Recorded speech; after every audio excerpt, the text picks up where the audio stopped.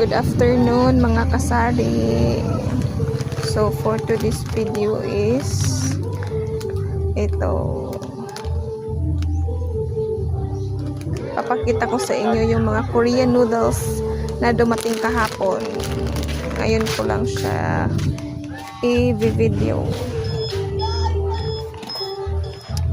Ito siya. Meron din carbonara. 65 ang bintahan ko. Ito din mga pasari. Yan na lang siya. Dalawang klase sa Chowmin. Ito sa Bibizan. Meron 7 pieces na natira. So, ayan siya mga kasari. Available na sa tindahan ko. Mga Korean food.